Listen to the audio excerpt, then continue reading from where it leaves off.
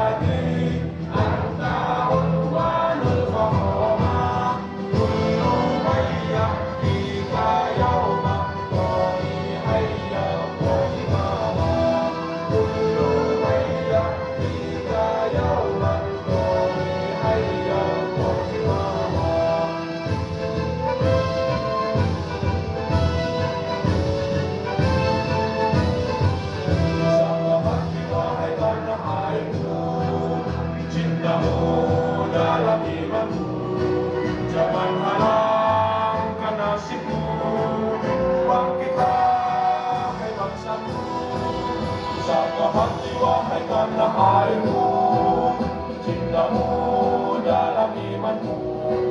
Jangan halangkan nasibmu, bangkitlah hai bangsaku. Indonesia negeriku, mengancammu kan binasa di bawah tubuhmu.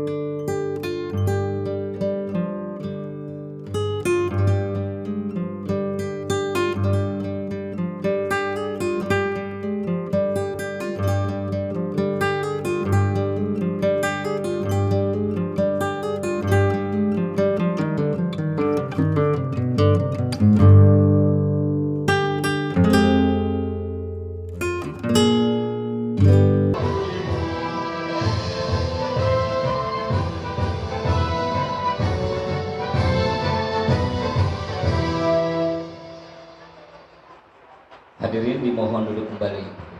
Ya Basir ya Sami'u ya Basir ya Sami'u ya Basir ya Sami'u ya Basir ya Sami'u ya Basir ya Sami'u ya Basir ya Sami'u ya Basir ya Sami'u ya Basir ya Sami'u ya Basir ya Sami'u ya Basir ya Sami'u ya Basir ya Mubdi'u ya Khaliq Ya Mubdi'u ya Khaliq Ya Mubdi'u ya Khaliq Ya Mubdi'u ya Khaliq Ya Mubdi'u ya Khaliq Ya Mubdi'u ya Khaliq Ya Mubdi'u ya Khaliq Ya Mubdi'u ya Khaliq Ya Mubdi'u ya Khaliq Ya Mubdi'u ya Khaliq Ya Mubdi'u ya Khaliq Ya Mubdi'u ya Khaliq Ya Mubdi'u ya Khaliq Ya Mubdi'u ya Khaliq Ya Mubdi'u ya Khaliq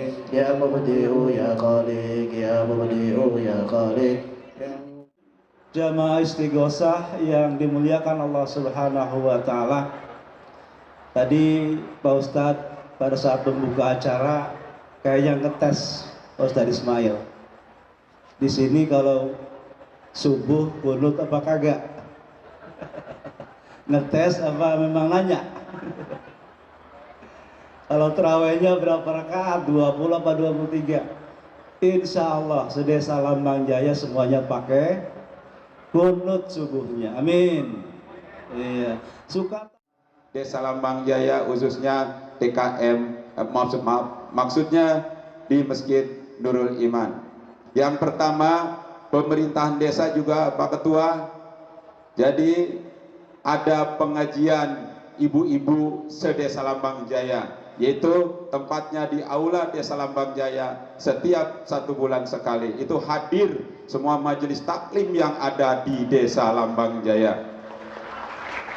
Begitu juga perlu Bapak ketahui bahwa pemerintahan desa mengadakan pengajian bapak-bapak se-Desa Lambang Jaya, musola dan masjid ini keliling sebulan sekali, alhamdulillah berjalan dengan lancar.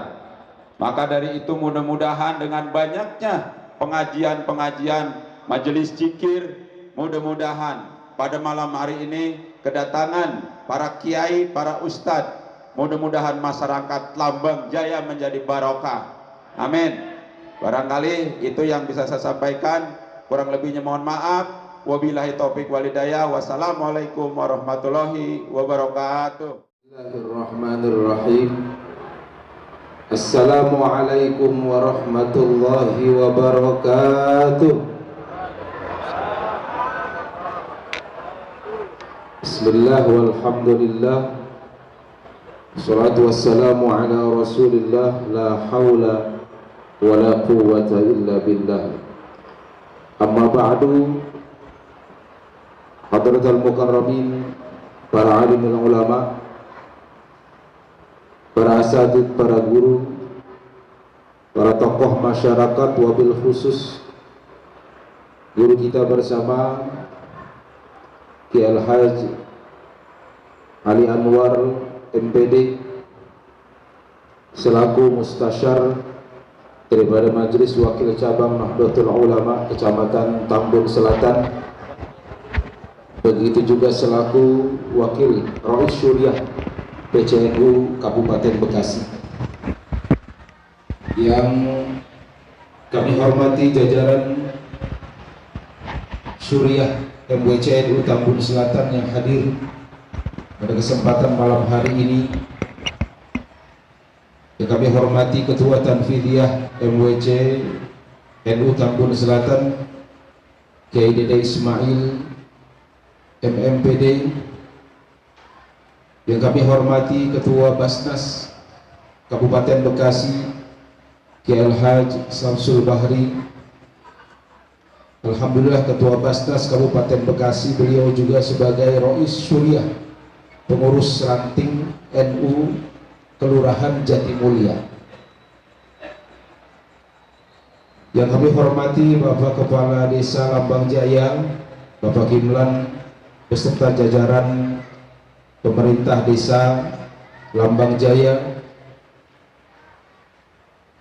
para pimpinan-pimpinan ranting NU se-Kecamatan Tambun Selatan yang hadir pada kesempatan malam hari ini,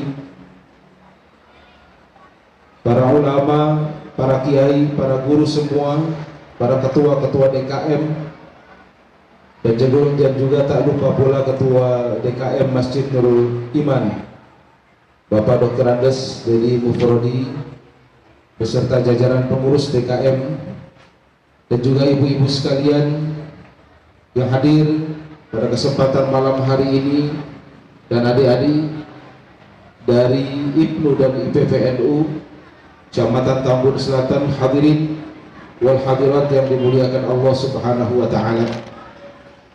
Alhamdulillah, kita patut bersyukur kepada Allah bahwa pada malam hari ini Allah masih memberikan kepada kita nikmat yang luar biasa, sehingga kita bisa hadir di tengah-tengah kegiatan dalam rangka memperingati harlah ke-99 Nahdlatul Ulama yang bertepatan dengan pada tanggal 16 Rajab 1443 Hijriah. Tentunya ini menjadi modal dasar kita dalam memperkuat daripada akidah Ahlus Sunnah wal Jamaah. Mudah-mudahan kehadiran kita, langkah kita dari rumah menuju kemari dicatat oleh Allah sebagai amal baik, dan juga mudah-mudahan menjadi ladang pahala buat kita semuanya. Amin ya rabbal alamin. Hadirin wal hadirat sekalian yang dirahmati oleh Allah, tentunya pada kesempatan ini sebenarnya tidak pas Dewan Masjid Indonesia sambutan, karena memang ini merupakan hajat daripada Nahdlatul Ulama, dan tentunya kami bersyukur kepada Allah Subhanahu wa taala bahwa Dewan Masjid Indonesia Kecamatan Tambun Selatan saat ini terus bisa bersinergi dengan Majelis Wakil Cabang Nahdlatul Ulama dalam rangka tentunya memakmurkan masjid di wilayah kita masing-masing. Karena kita berharap keberadaan masjid bukan hanya sebagai simbol Islam saja, tapi juga simbol persatuan dan kesatuan bagi tentunya masyarakat yang ada di wilayah kita. Maka dari itu perbedaan apapun tentunya ini menjadi hal yang wajar dan lumrah. Akan tetapi yang terpenting adalah mari bersama-sama kita bangun, kita kerjasama, dan tentunya istiqomah dalam menjalankan ibadah, tentunya ibadah kita di dalam masjid. Mudah-mudahan dalam rangka memperingati daripada Harlah NU yang ke-99, mari kita syiarkan ajaran agama Allah tentunya dengan mewujudkan akidah Ahlus Sunnah wal Jamaah An-Nahdliyah. Hadirin wal hadirat sekalian, sebenarnya kunci dari kepada kita warga Nahdliyin adalah dua saat ini yang harus kita pegang teguh. Yang pertama yaitu mari sama-sama kita perkuat akidah kita. Karena saat ini luar biasa banyak sekali permasalahan-permasalahan. Banyak sekali masalah, terutama masalah keumatan yang memang bisa timbul konflik dan sebagainya. Sehingga kita sebagai orang awam tentunya perlu guru, perlu ulama, perlu kiai untuk mengajarkan kita terkait dengan ilmu agar kita bisa menerapkan ilmu tersebut ke arah atau ke jalur yang benar. Makanya perkuat akidah Islam kita, terutama akidah daripada Ahlus Sunnah wal Jamaah. Kemudian yang kedua, PR kita, mari sama-sama bantu ekonomi masyarakat kita. Karena memang di dalam Nahdlatul Ulama ada istilahnya new economic. Apa itu new economic? Bersama-sama kita bangun ekonomi masyarakat ke depan agar warga Nahdliyin wan Nahdliyat semuanya bisa makmur, sejahtera, dan tentunya mengharapkan ridho dari Allah Subhanahu wa taala. Dan pada kesempatan ini pula hadirin wal hadirat sekalian, tentunya atas nama Dewan Masjid Indonesia kami mengucapkan selamat Harlah NU yang ke-99. Mudah-mudahan bagi kita semua warga Nahdliyin wan Nahdliyat mendapatkan keberkahan dari Allah Subhanahu wa taala. Mari bersama-sama kita istiqomah menciptakan ajaran yang telah diajarkan oleh para alim ulama kita semua, ya. Tentunya modal kita satu, yaitu istiqomah dalam menjalankan apa yang telah diajarkan oleh ulama-ulama kita.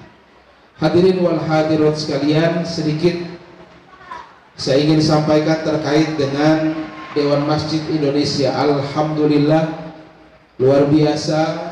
Dalam hal ini Dewan Masjid Indonesia Desa Lambang Jaya ini, walaupun dibanding dengan Dewan Masjid desa yang lain, Masjid Lambang Jaya itu sebenarnya paling sedikit Pak dibanding dengan masjid-masjid yang lain, ya. Tapi semangat motivasi yang luar biasa dalam menjalankan berbagai macam kegiatan, ditambah tadi disupport oleh kepala desa, pengajian rutin, baik pengajian ibu-ibu, bapak-bapak, dan sebagainya. Tentunya ini jadi motivasi tersendiri. Mudah-mudahan, ya, Desa Lambang Jaya ini menjadi pioner, contoh yang baik, ya, bagi DMI ranting-ranting yang lain, insya Allah. Tentunya kami berharap mari bersama-sama kita dukung semua program, baik itu program Dewan Masjid Indonesia yang nanti ke depan mudah-mudahan bisa terus kita jalankan, tentunya yang bermanfaat untuk masyarakat, dan juga bisa terus kita jalankan program-program saling bersinergi antara Dewan Masjid Indonesia dan juga MWC NU Tambun Selatan. Saya kira itu saja yang dapat saya sampaikan. Tentunya sebelum saya menutup daripada kalam saya ini, mari bersama-sama saya mohon keikhlasan semuanya. Kita baca suratul Fatihah untuk saudara-saudara kita yang saat ini sedang sakit. Karena memang saat ini luar biasa kondisi bangsa Indonesia, khususnya di mana kita tahu bersama Omikron, anak dari COVID-19 ini sedang merajalela di tengah-tengah kita semuanya. Jadi apa yang diharapkan di dalam istighosah kita, tentunya mudah-mudahan Allah kabulkan. Dan terakhir ini, mari sama-sama sekali lagi kita baca suratul Fatihah dengan ikhlas, penuh dengan ketulusan. Mudah-mudahan Allah kabulkan daripada seluruh hajat kita. Allah jauhkan kita dari berbagai macam penyakit, dan tentunya Allah singkirkan COVID-19 ini dari muka buminya. Amin ya rabbal alamin. Ala hadhihi niyyah al-Fatihah. A'udzubillahi minasyaitonir rajim. Bismillahirrahmanirrahim. Alhamdulillahirabbil alamin arrahmanir rahim maliki yaumiddin. Iyyaka na'budu wa iyyaka nasta'in. Shiratal mustaqim. Shiratal ladzina an'amta 'alaihim ghairil maghdubi 'alaihim waladdallin. Amin. Terima kasih. Wallahul muwaffiq ila aqwamit thoriq. Assalamualaikum warahmatullahi wabarakatuh. Waalaikumsalam warahmatullahi wabarakatuh.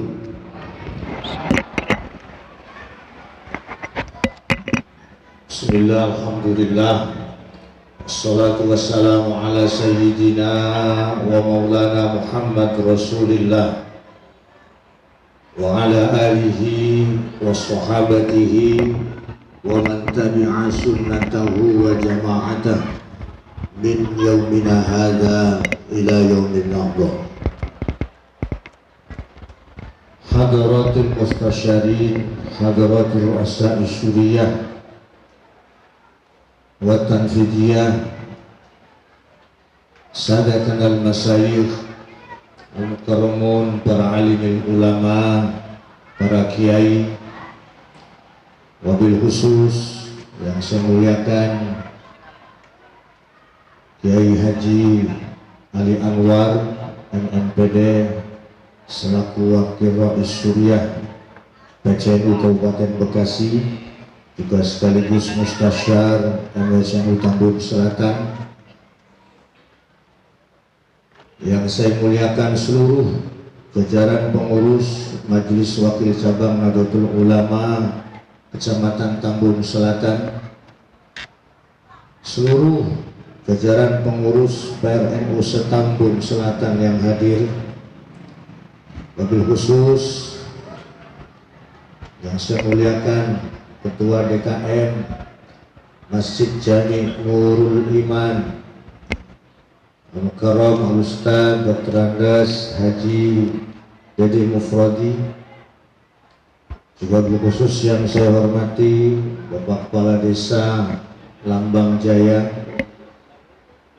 Bapak Ketua BPD, seluruh perangkat, Ketua RW, Ketua RT,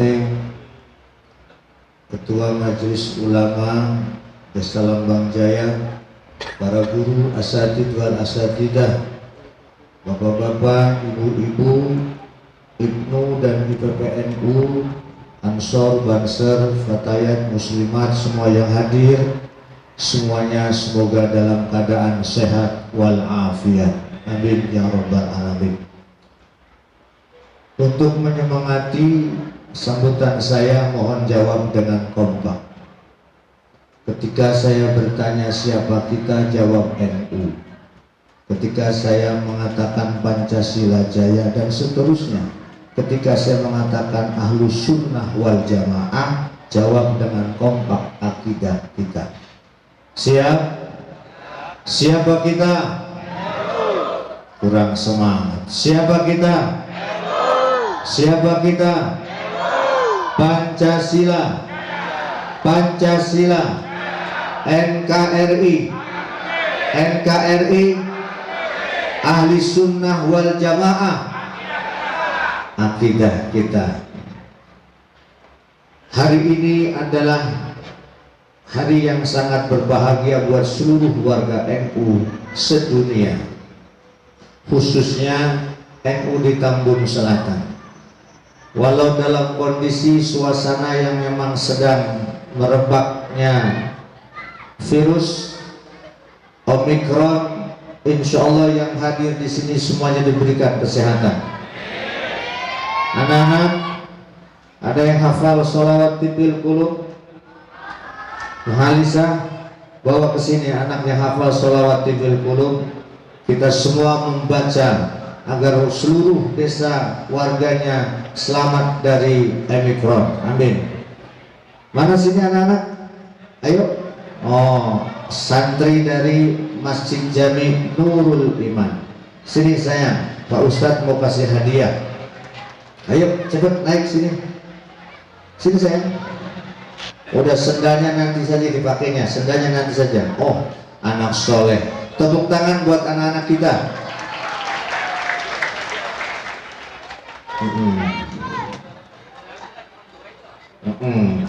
Siapa namanya? Gofur. Robert. Yang satu siapa namanya? Dennis. Oh, Michael. Namanya keren-keren banget, orang Lambang Jaya. Hafal sayang sholawat tibil kulub. Baik, Pak Ustadz dan jamaah pengen dengerin dulu. Mudah-mudahan santri dua anak kita di depan membawa keberkahan buat seluruh warga Lambang Jaya. Ya, coba bareng-bareng. Allahumma salli ala sayyidina Muhammadin bidil qulubi wa dawaiha wa afiyatil abdani wa sifaiha wa nuril absari wa niyaiha wa alihi wa sahbihi wa sallim. Oke, bareng-bareng Allah. Allahumma salli ala sayyidina Muhammadin bidil qulubi wa dawaiha wa afiyatil abdani wa sifaiha wa nuril absari wa niyaiha wa ala alihi wa sahbihi wa sallim. Allahumma sholli ala Muhammad. Tepuk tangan buat anak-anak kita, anak soleh nih. Pak Ustadz kasih buat jajan. Makasih. Siapa?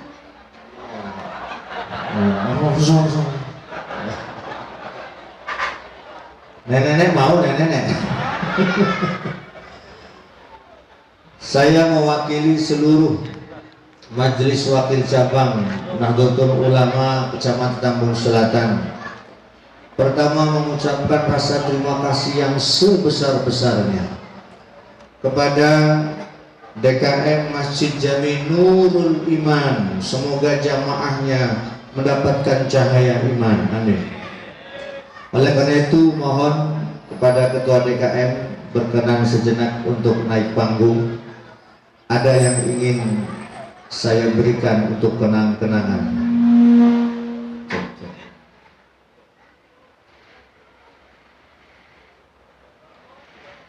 Allahumma sholli ala sayyidina Muhammad.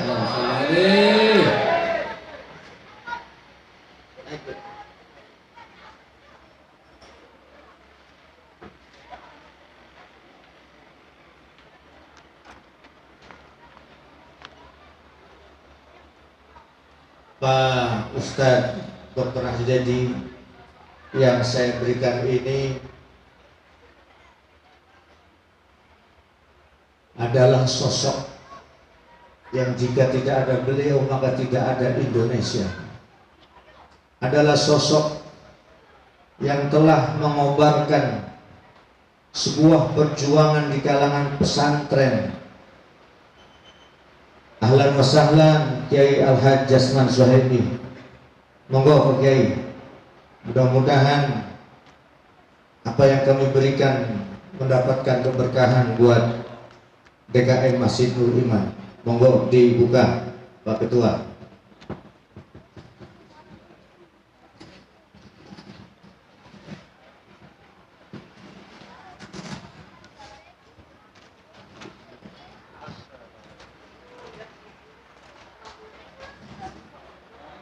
Sallu ala Nabi Muhammad.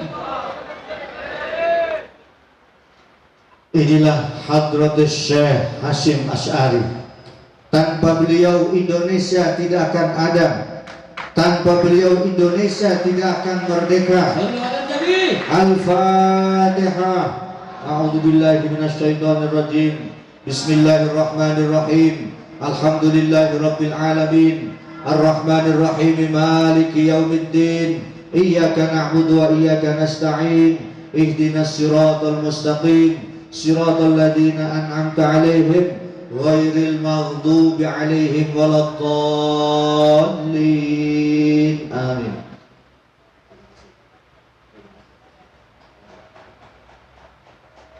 Terima kasih. Alhamdulillah, semua alhamdulillah. Mudah-mudahan semangat dan jiwa patriotisme Al-Makturoh Kiai Haji Hasyim Asy'ari menjadi pemicu dan semangat bagi generasi muda ke depan untuk tetap cinta kepada negara kesatuan Republik Indonesia. Amin amin ya rabbal alamin. Terima kasih Pak Ustaz.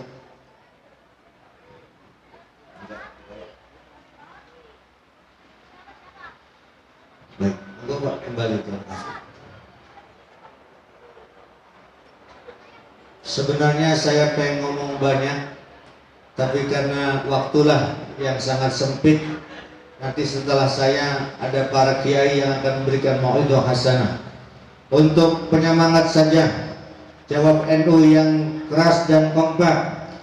Tahun 26 lahire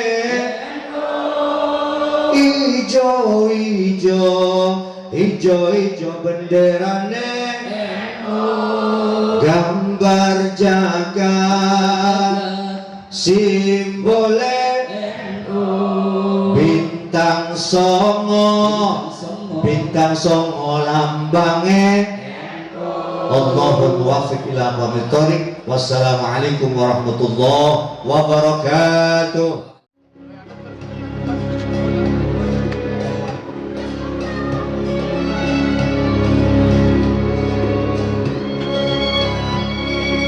Jauh sebelum terbentuknya Nahdlatul Ulama, pada tahun 1916, kalangan pesantren gigih melawan kolonialisme dengan membentuk organisasi pergerakan seperti Nahdlatul Wathon atau Kebangkitan Tanah Air, Nahdlatul Fikri atau Kebangkitan Pemikiran, dan Nahdlatul Tujar, pergerakan kaum Sudagar di tahun 1918.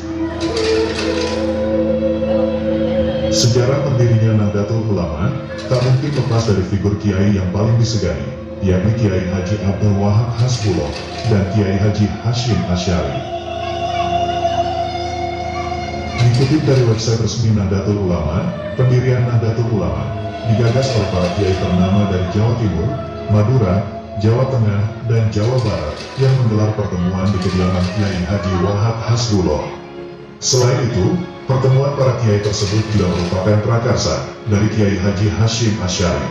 Yang dibahas pada waktu itu adalah upaya agar Islam tradisional di Indonesia dapat dipertahankan.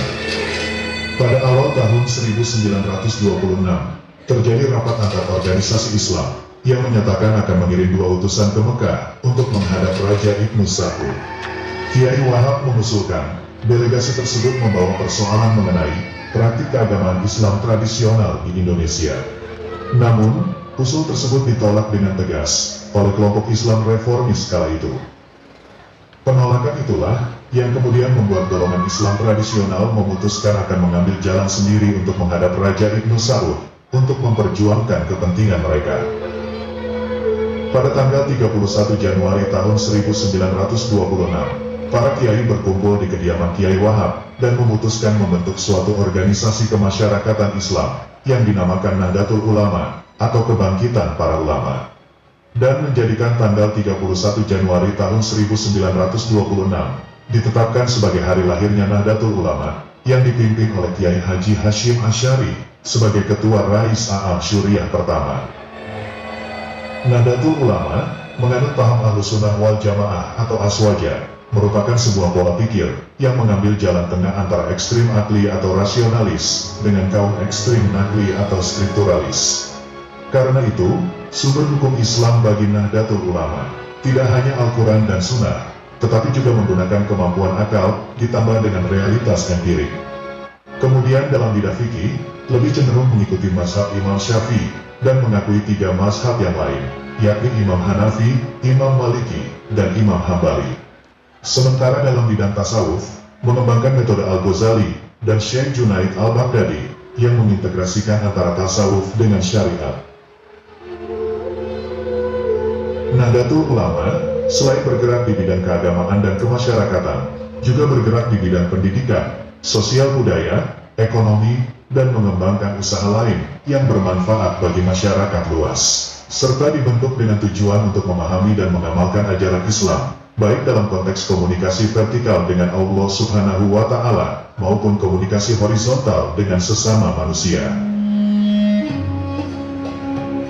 Pendukung atau simpatisan Nahdlatul Ulama dapat kita lihat berdasarkan hasil riset yang dikeluarkan oleh Lingkaran Survei Indonesia atau LSI pada 18 sampai tanggal 25 Februari tahun 2019.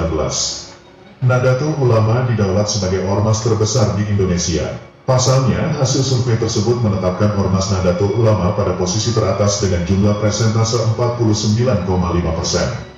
Survei yang melibatkan sebanyak 1.200 responden ini dilakukan melalui wawancara secara langsung dengan komposisi pemilih Muslim sebesar 87,8%. Jika saat ini total seluruh penduduk Indonesia berjumlah kurang lebih 250 juta penduduk, dengan jumlah penduduk Muslim yang berkisar 87%, maka Nahdlatul Ulama dengan persentase 49,5% yang memiliki basis massa yang berjumlah kurang lebih 108 juta orang. Ormas Muhammadiyah yang lebih dulu lahir daripada Nahdlatul Ulama harus puas berada pada peringkat kedua, dan di peringkat setelahnya diduduki oleh gabungan ormas Islam lain. Apabila dilihat berdasarkan lokasi dan karakteristiknya, mayoritas pengikut Nahdlatul Ulama terdapat di Pulau Jawa, Kalimantan, Sulawesi, dan Sumatera. Pada perkembangan terakhir terlihat bahwa pengikut Nahdlatul Ulama mempunyai profesi beragam, meskipun sebagian besar di antara mereka adalah masyarakat umum, baik di perkotaan maupun di pedesaan. Mereka memiliki kohesivitas yang tinggi karena secara sosial ekonomi memiliki problem yang sama. Selain itu juga sama-sama sangat menjiwai ajaran Ahlussunnah wal Jamaah. Pada umumnya, mereka memiliki ikatan cukup kuat dengan dunia pesantren, yang merupakan pusat pendidikan rakyat dan cagar budaya Nahdlatul Ulama. Hal ini dikarenakan amaliyah Nahdlatul Ulama yang dapat diterima oleh kalangan masyarakat biasa yang notabene bukan lulusan pesantren, yang sekaligus menjadi ciri khas Nahdlatul Ulama, seperti tahlilan, maulid nabi, ziarah kubur, manakiban, istighozah, sholawatan, dan masih banyak lagi lainnya. Dikutip dari berbagai sumber, pendiri Nahdlatul Ulama mempercayakan pembuatan lambang Nahdlatul Ulama kepada Kiai Haji Ridwan Abdullah. Kala itu beliau telah berusia 63 tahun. Beliau adalah seorang kiai yang alim, tetapi memiliki kelebihan lain yaitu terampil melukis. Kiai Haji Hashim Asy'ari memberikan 2 syarat atau kriteria lambang Nahdlatul Ulama, yaitu tidak meniru lambang lain, dan harus memiliki haibah atau wibawa, dan tidak membosankan sampai kapanpun. Akhirnya pada suatu malam dengan harapan muncul inspirasi atau ilham, pada saat orang lelah terlelap tidur, Kiai Haji Ridwan Abdullah mengambil air wudhu kemudian melaksanakan sholat istikharah. Setelah itu beliau tidur sejenak. Dalam nyenyaknya tidur beliau bermimpi melihat sebuah gambar di langit yang biru dan jernih. Nampak seperti bola dunia dikelilingi bintang dan tali penyambung dan pengait. Kemudian secara sah, Lambang Nahdlatul Ulama diresmikan pada 16 Rajab tahun 1344 bertepatan dengan tanggal 31 Januari tahun 1926 dengan jenis organisasi serta dengan tujuan keagamaan dan sosial. Sementara lokasi kantor pusatnya saat ini berada di Jalan Kramat Raya nomor 164 DKI, Jakarta, Indonesia. Nahdlatul Ulama melahirkan para pejuang yang merebut dan mempertahankan kemerdekaan. Meski para pahlawan dari Nahdlatul Ulama dan pesantren terbilang banyak, tetapi hanya beberapa nama yang kemudian mendapat gelar pahlawan nasional. Berikut beberapa nama tokoh-tokoh Nahdlatul Ulama yang mendapat gelar pahlawan tersebut.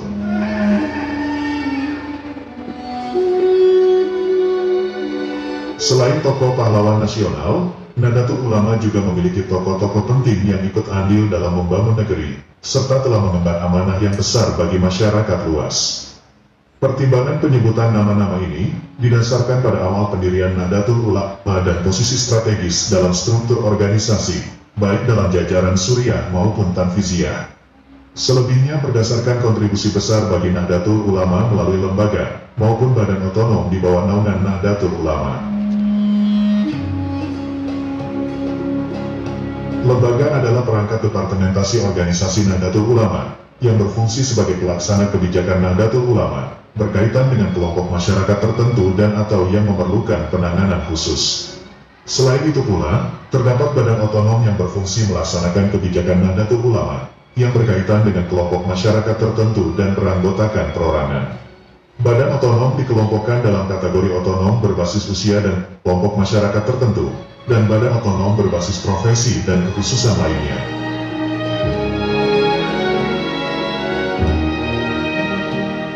Gagasan baru tentang Islam Nusantara secara resmi dideklarasikan oleh Nahdlatul Ulama pada tahun 2015. Pro kontra terhadap sebuah gagasan baru itu datang silih berganti. Bahkan tak jarang yang menuduh dan memberikan stigma negatif, tanpa berdialog terlebih dahulu dengan komunitas yang memunculkan gagasan tersebut. Dalam hal ini adalah organisasi Islam Nahdlatul Ulama. Guru Besar Filologi Islam UIN Jakarta, Oman Fatur Rahman mengatakan bahwa Islam Nusantara itu adalah Islam Nusantara yang empirik dan distintif, sebagai hasil interaksi, kontekstualisasi, indigenisasi, penerjemahan, vernakularisasi Islam universal dengan realitas sosial, budaya, dan sastra di Indonesia. Kini Islam Nusantara telah melekat pada diri Nahdlatul Ulama. Bahkan tidak hanya itu, pada Juni tahun 2015, Presiden Joko Widodo telah secara terbuka memberikan dukungan kepada Islam Nusantara, yang merupakan bentuk Islam yang moderat dan dianggap cocok dengan nilai-nilai budaya Indonesia. Untuk pertama kalinya, Nahdlatul Ulama terjun pada politik praktis, pada saat menyatakan memisahkan diri dengan Masyumi pada tahun 1952, dan kemudian mengikuti pemilu 1955. Nahdlatul Ulama cukup berhasil dengan meraih 45 kursi DPR dan 91 kursi konstituante.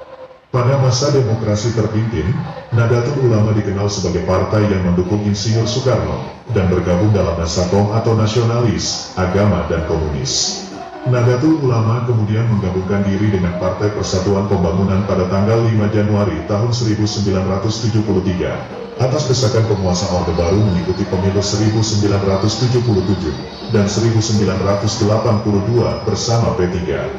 Pada muktamar Nahdlatul Ulama di Situbondo, Nahdlatul Ulama menyatakan diri untuk kembali ke HITA 1926, yaitu untuk tidak berpolitik praktis lagi. Namun setelah reformasi 1990, partai-partai baru yang mengatasnamakan Nahdlatul Ulama, yaitu Partai Kebangkitan Bangsa yang dideklarasikan oleh Kiai Haji Abdurrahman Wahid atau yang lebih dikenal dengan Gus Dur. Pada pemilu 1999 PKB memperoleh 51 kursi DPR dan bahkan mengantarkan Kiai Haji Abdurrahman Wahid sebagai Presiden Republik Indonesia. Dalam perjalanan riwayatnya, Nahdlatul Ulama berkembang pesat dan amat terjaga secara tradisional. Kini, Nahdlatul Ulama menjadi organisasi kemasyarakatan Islam terbesar di Indonesia. Jika terdapat kesalahan penulisan dalam rujukan kami, silakan berdiskusi dengan tulis di kolom komentar di bawah. Jangan lupa bagikan dan like video ini. Semoga bermanfaat dan sampai jumpa di video kami berikutnya.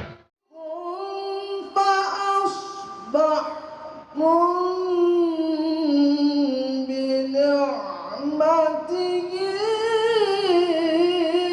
إخوانا فألف بين قلوبكم فأصبحتم بنعمته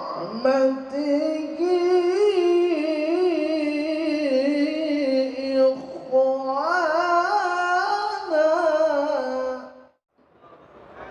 الحمد لله الذي صدقنا وعده ونصر عبده وعز جنده وهزم الأحزاب وحده. أشهد أن لا إله إلا الله وحده لا شريك له وأشهد أن سيدنا محمدا عبده ورسوله. اللهم صل وسلم على سيدنا Muhammadin wa ala alihi washabihi ajma'in, amma ba'd. Sebetulnya pengen panjang banget khutbahnya biar terus habis khutbah langsung turun. Tinggal 6 menit lagi. Para alim yang Allah muliakan, terutama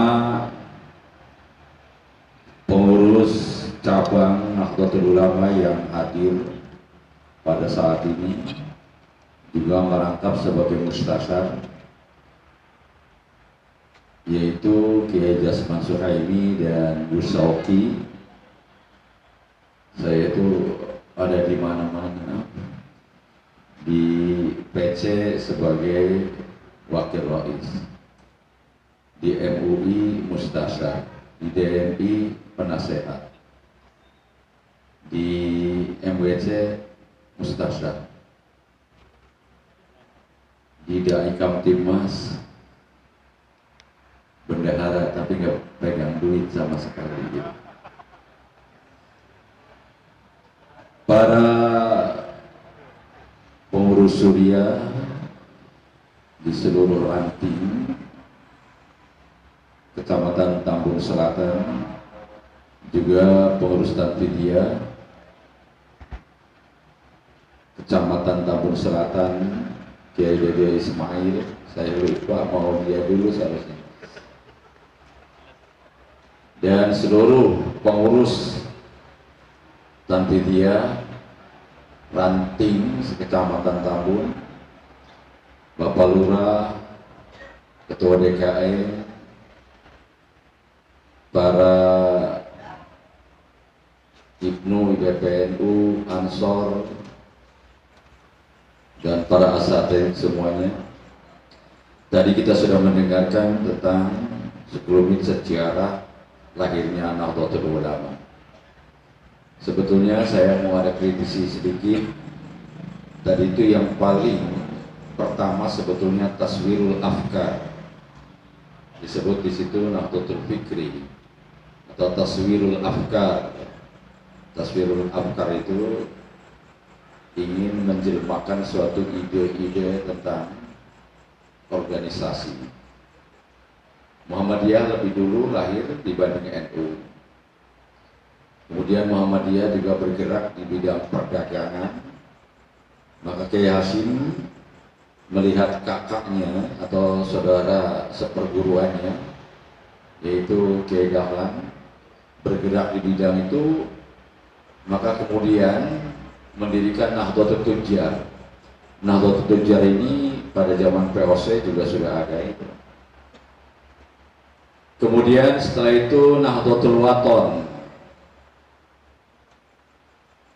Nahdlatul Wathon kemudian menjadi Nahdlatul Ulama.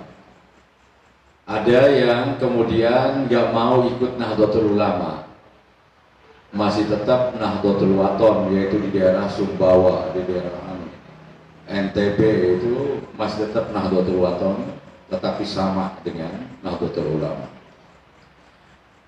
NU lahir sebelum negara ini merdeka.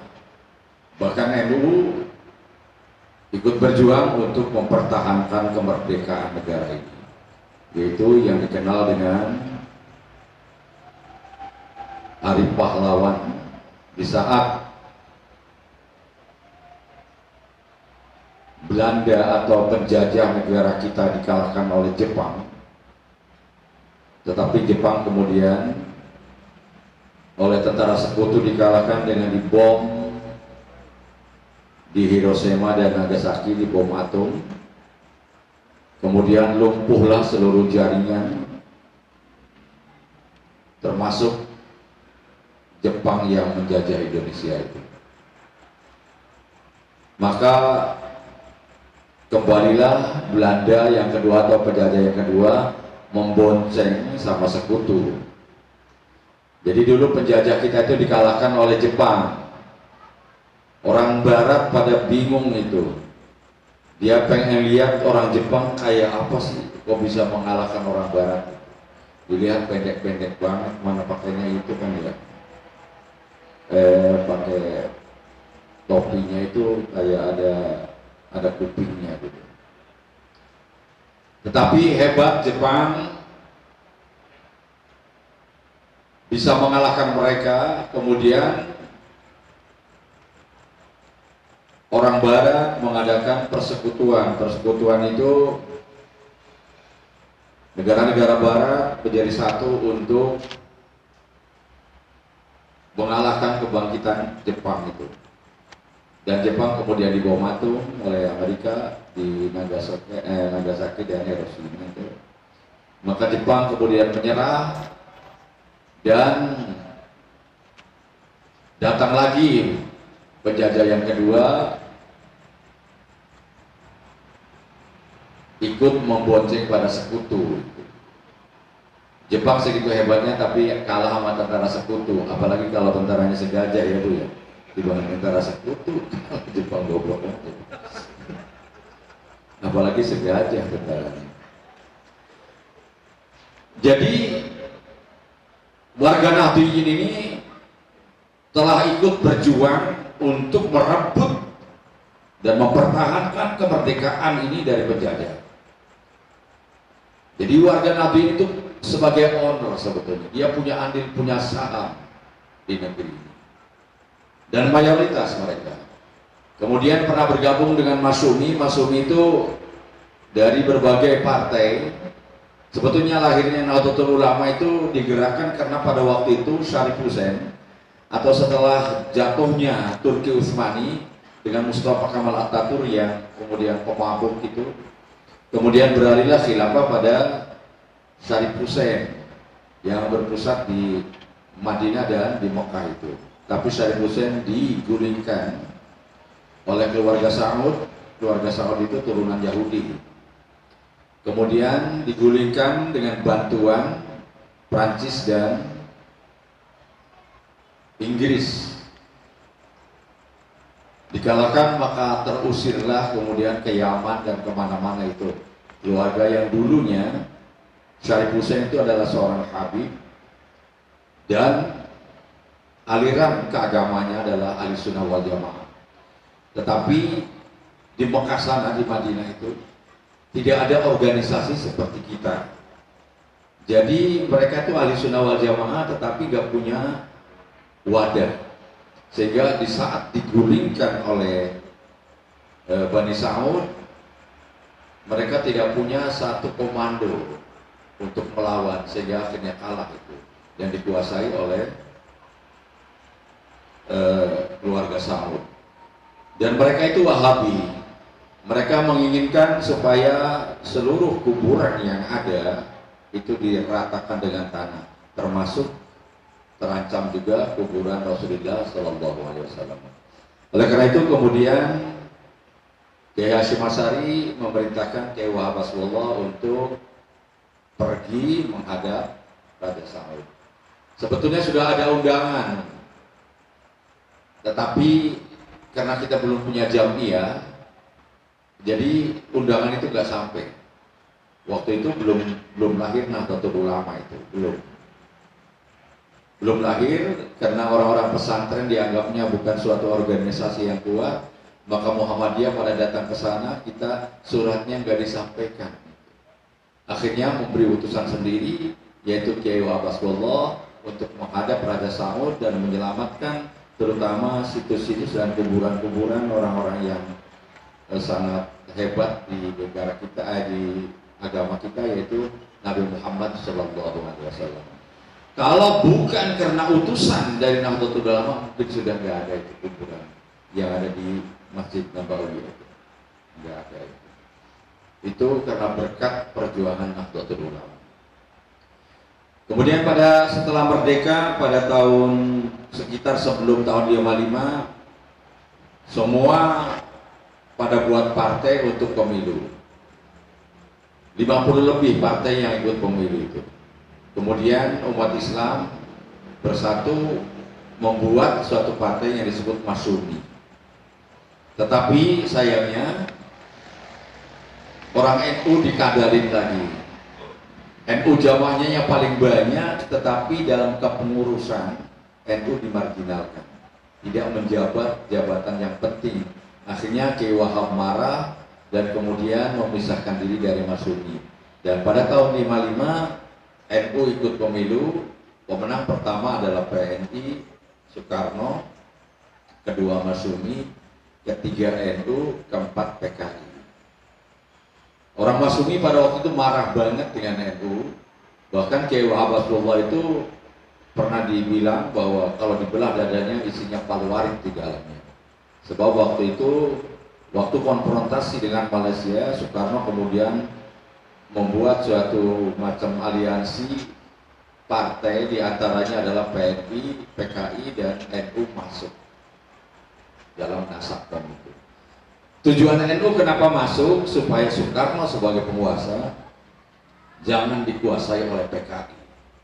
Masyumi nggak mau masuk, maka NU kemudian masuk untuk menjaga Soekarno agar jangan sampai dikuasai oleh orang PKI. Dan akhirnya terus, tetapi selama NU menjadi partai, kalau yang udah tahun 70-an yang pernah ikut aktif, itu Masya Allah itu. Guru-guru saya banyak yang dimasukin sumur, di penjara, nggak ada salahnya. Kemudian pada tahun 70-an lebih difusi menjadi P3, Golkar, dan PDI. PDI berapa? Itu digabung. Tetapi lagi-lagi NU bergabung dengan partai P3, tetapi yang menjadi tokoh dari partai itu bukan orang NU. Akhirnya orang NU banyak yang digebugin mulu untuk membela P3, tetapi nggak dapat jabatan posisi yang strategis. Maka kemudian NU kembali ke Khitoh untuk 1926 untuk menjadi organisasi keagamaan. NU tidak berpolitik praktis, tetapi NU melahirkan politik praktis setelah reformasi, yaitu PKB. Tetapi ingat, PKB bukan NU, NU bukan PKB. Itu diucapkan oleh Gus Dur waktu di Sukolilo kalau nggak salah di Surabaya, memisahkan antara NU dan PKB. PKB adalah partai politik, NU tetap organisasi kemasyarakatan. Ini sangat penting. Kemarin sebelum ada muktamar di Lampung, sudah banyak tulisan dari profesor, doktor. Saya baca, ini orang nggak benar. Menginginkan agar NU kembali lagi menjadi partai politik. Sebab para wali yang dakwah, mereka juga bukan hanya mendakar agama, tetapi juga menguasai politik. Ada yang jadi raja, ada yang jadi itu. Ini salah pemikiran. Kalau NU jadi partai politik lagi, maka NU akan terkooptasi dalam satu wadah yang dihadapi kemudian partai lain. Gitu. Padahal NU itu seharusnya menjadi perekat bangsa. Perekat bangsa. Di negara-negara lain, etnisnya hanya beberapa suku saja berantem mulu. Di Arab tuh ya Allah, di kita itu ribuan etnisnya, suku bangsanya banyak, adatnya. Tapi alhamdulillah, sebab apa? Pengurus NU itu ada di seluruh wilayah Indonesia. Setiap ada gejolak, kemudian mereka ditenangkan oleh warga NU. Jadi NU dan Muhammadiyah itu perekat bangsa. Ibarat burung Garuda itu adalah sayapnya ya NU dan Muhammadiyah itu. Kalau badannya mungkin nasionalis. Gitu. Artinya dua sayap ini kalau patah satu sayap ini, maka akan kolek ibarat. Jadi negara ini selama masih Muhammadiyah dan NU kuat, insya Allah akan aman dan damai. Jangan kita terpancing oleh keinginan-keinginan mereka itu. Sebab apa? Kalau terjadi peperangan 1 bulan saja di negara kita, maka kita akan bangkit. Untuk bangkit kembali itu lebih daripada 20-30 tahun. Kasihan anak cucu kita. Lihat mau di Syria, lihat di Libya, lihat di negara-negara Arab yang hancur itu. Di Suriah itu 500 tahun damai hidupnya. Padahal ya ada Syiah, ada segala macam itu. Tetapi setelah datang yang ingin menghilangkan sekat-sekat kebangsaan, mereka pengen supaya umat Islam itu ada dalam satu komando. Bagus banget sih keinginannya. Tetapi yang saya heran, kenapa pusat-pusatnya itu adanya di Barat, di Inggris, di mana-mana itu. IM, HT itu adanya bukan di negara-negara Arab, adanya di negara Barat. Al-Baghdadi, ISIS itu ciptaan Barat juga itu. Kita nggak pernah dengar ada ISIS mengebom atau memberantam Israel, nggak ada. Yang dihancurkan justru negara-negara Islam seperti Libya, Syria, kemudian macam-macam. Sekarang juga masih ribut terus. Sekarang masih berantem terus antara Yaman dengan Saudi. Yaman itu banyak para habaib itu. Dulu yang masih pengikutnya Syarif Hussein itu pada lari ke sana. Masih terus ribut terus. Para jemaah yang Allah muliakan, jadi NU itu merupakan owner sebetulnya. Jadi ikut pemilik mempunyai saham untuk bangsa dan negara. Dan NU lahir, sebelum lahir itu sudah banyak, bahkan ada saya dapat cerita itu bahwa Kiai Hasyim Asy'ari itu 6 kali didatangi oleh Nabi Muhammad SAW untuk istighfarah. Jadi insya Allah berkah. Dan para jamaah yang Allah muliakan, sebetulnya saya pengen lucu tapi nggak bisa, ini waktunya udah malam, ngantuk saya dari juga. Jadi nggak bisa lucu, nggak apa-apa dah. Yang penting begini, bahwa NU itu memiliki suatu moto taswir. Jadi orang ada banyak yang ngaku NU sekarang tapi nggak kenal NU. Dikiranya NU itu tahlilan kunut gitu aja. Itu sebelum ada NU yang namanya tahlilan kunut itu sudah ada itu. Jadi NU itu adalah, ya NU boleh berpolitik, tapi politiknya bukan politik praktis, politiknya politik kebangsaan. Oleh karena itu NU menjaga jarak yang sama dengan seluruh partai, termasuk dengan PKB pun jaraknya sama. Yang butuh ya silahkan berhubungan. Bukan kemudian mendukung ini. Ya kebetulan ada orang PKB, jangan kecil hati.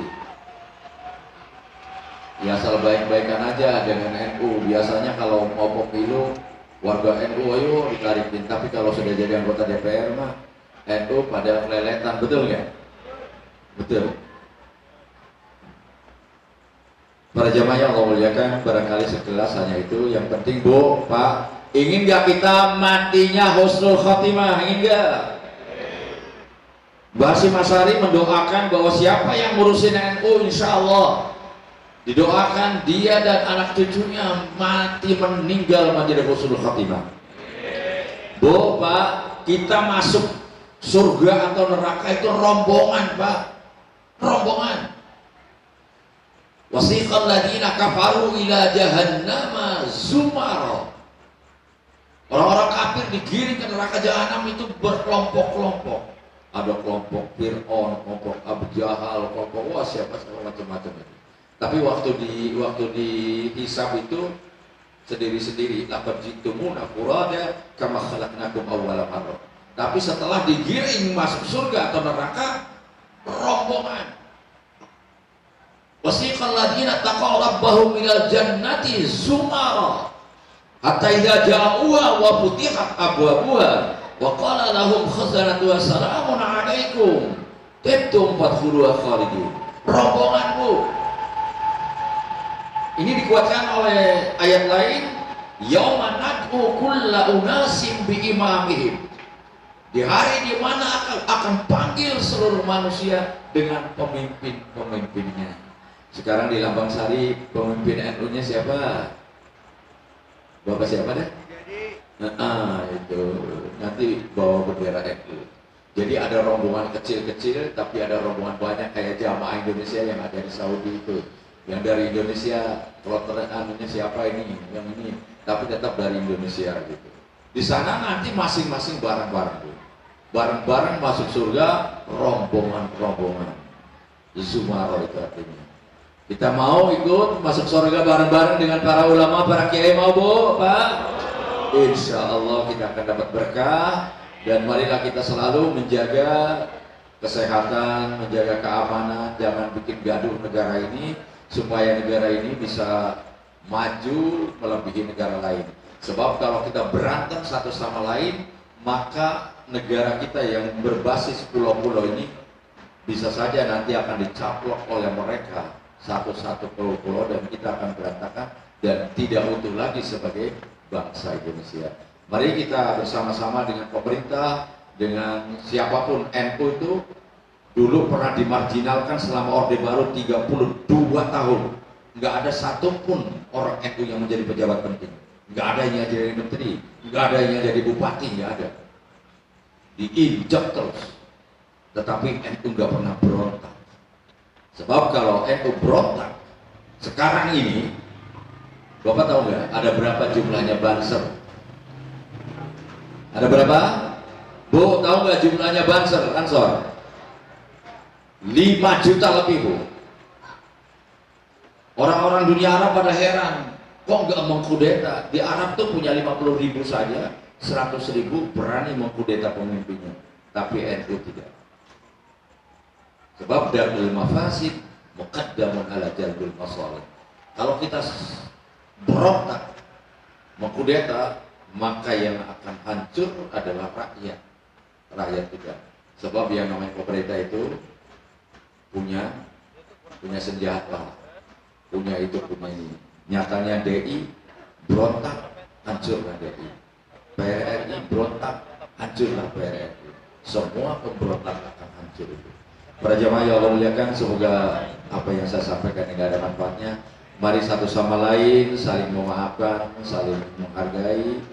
Dengan siapapun kita bersikap baik, sebab kewajiban kita hanya berdakwah. Seseorang masuk Islam atau tidak itu bukan urusan kita, tetapi urusan Allah Subhanahu wa ta'ala. Wa ma 'alaina illa al-balagul mubin. Hada wallahu al-muwaffiq ila aqwamit. Wassalamualaikum warahmatullahi wabarakatuh. Wa ila hadratin Nabi Muhammadin sallallahu alaihi wasallam wa ala alihi wa ashabihi wa azwajihi wa dhurriyyatihi wa liman dakhala fi baitihi kiram ajma'in. Syai'un lillahi lahumul Fatihah. A'udzu billahi minasyaitonir rajim. Bismillahirrahmanirrahim. Alhamdulillahi rabbil alamin arrahmanir rahim maliki yaumiddin. Iyyaka na'budu wa iyyaka nasta'in. Ihdinas shiratal mustaqim. Shiratal ladzina an'amta 'alaihim ghairil maghdubi 'alaihim waladdallin. Amin. Bismillahirrahmanirrahim. Allahumma shalli ala sayyidina Muhammad wa ala ali sayyidina Muhammad. Alhamdulillahi rabbil alamin. Hamdan yukhafina wa yukafi'u mazida. Ya Rabbana lakal hamdu wa lakal syukru kama yanbaghi li jalil karimi wa 'azimi sultani.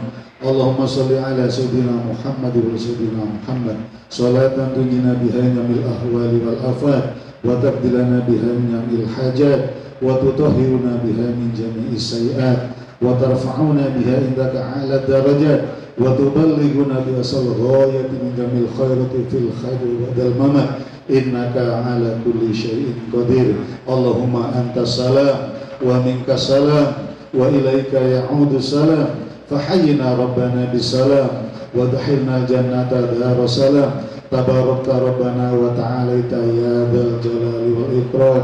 Allahumma rabbana taqabbal minna du'aana wa hajatana wa tasbihana wa tahmidana wa takbirana wa tahlilana wa qira'atana wa qiyamana wa siyamana wa tadarru'ana wa takhassu'ana wa ta'abudana wa tamim taksirana ya Allah ya arhamar rahimin. Allahumma ya qadiyal hajat, Allahumma ya qadiyal hajat, Allahumma ya qadiyal hajat, hajat dunya wal akhirah. Rabbana atina fid dunya hasanah wa bil akhirati hasanah wa qina adzabannar wadkhilnal jannata ma'al abrar ya aziz ya ghafar ya rabbal alamin. Wa sallallahu ala sayyidina Muhammad wa sahbihi wa sallam. Subhana rabbika rabbil izzati amma yasifun wa salamun alal mursalin walhamdulillahi rabbil alamin.